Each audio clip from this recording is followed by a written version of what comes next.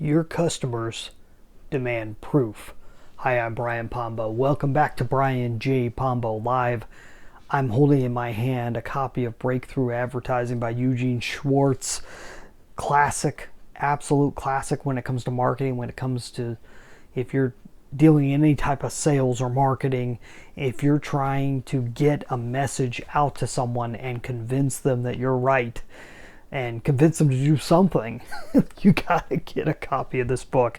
It's not an easy one to get.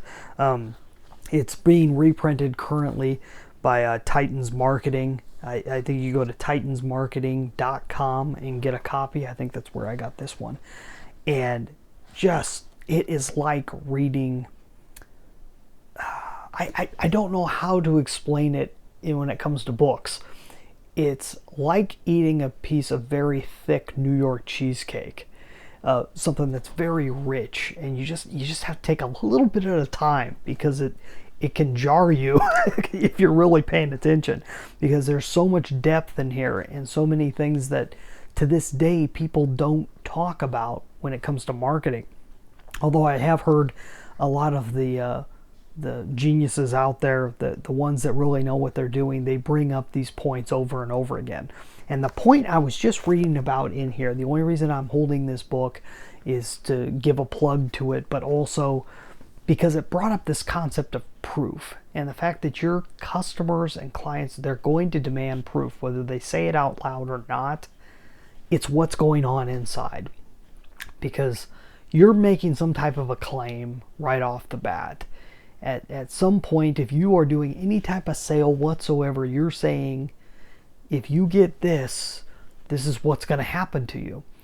And I know FCC and all these, FEC I should say, and all these other alphabet soup organizations in the government, they always try to stop claims from being made, but you can't get around making a claim. In reality, a claim is going to be made.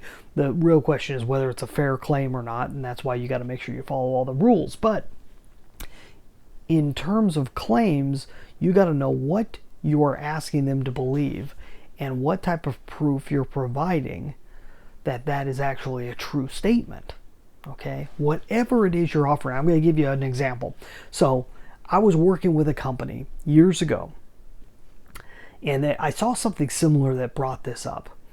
And they made a claim that if you do this, if you take this nutrition product, if you consume it, that you will get blank. And I'll tell you what that general claim was, is that this nutrition product will raise your antioxidants on the inside, and therefore you will have a higher antioxidant level and lower oxidized stress to your cells. If you know anything about antioxidants, there's a whole story behind it, and I won't get into the science behind that. But this was their claim.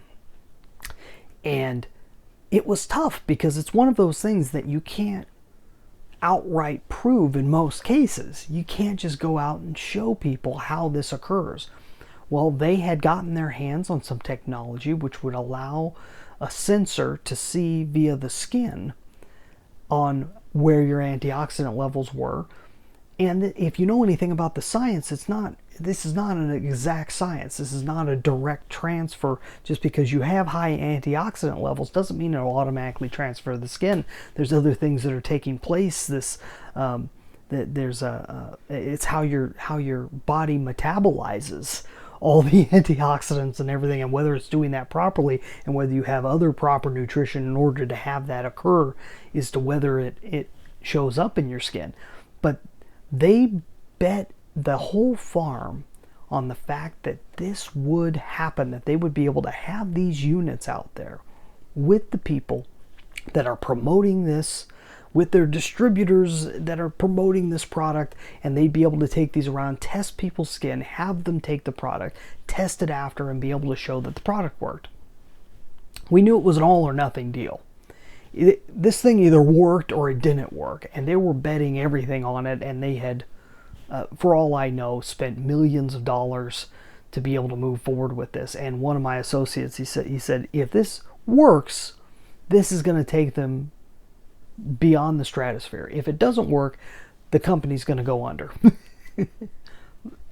The second thing occurred. Okay, the company ended up going under, but it was only because there was pressure at the top and everything else, and the people that were making the decisions didn't make the proper decision. But you got to think about how, if you can actually prove your claim, how magical that is. You see, because it doesn't necessarily mean that the antioxidants are doing anything, but if you can show that something is occurring in your body because you consume this product, that's all you needed to show. That's enough for most people. Most people will go along with that. It doesn't mean that it's actually doing even anything healthy. You know, the science and everything, people don't have the capacity to go and research this stuff and really figure it out, or to follow along with every idea that you put out there, whether they be theory or actual proven fact. They're not going to go about doing that. But if you can prove one point about what it is that you're trying to put out there, people will fill in the rest. You don't have to prove everything. You just have to prove something. This is why testimonials are so powerful. And especially if they're really realistic testimonials, they're not something that is manufactured and actors being put out there putting out testimonials and so on, which gets done all the time. It's completely ubiquitous within any industry that you have testimonials out there on television that are completely dramatized. It's nothing but an actor saying these words. This stuff happens and it ruins everything. Find something real. Find something real that you can present and prove to people. It doesn't need to be a huge claim. It just needs to be something that's desirable. And if you can prove that claim in some way, some form, you can make it more real for people so that they can trust you more. It's the trust that is going to get them over the finish line. It's not the product. It's not even the promise of the product. It's the fact that they trust you, and you are taking that trust and cashing it in. So I'm hoping that makes sense to you. You know, that it's more of a deeper topic. Anytime I ever bring up anything from this book, it's one of these concepts that people have it's really easy to get lost in those ideas because they're very out there and nebulous. But hopefully it makes sense. I've got a book that's a little less nebulous. It's a little bit more just, especially if you're just starting out on this journey of really strategizing your business to a high level. 9 ways to Amazon proof your business. You can go buy a copy. These are little hardbound books, or you can get a free copy at AmazonProofBook.com. It's a digital copy. AmazonProofBook.com.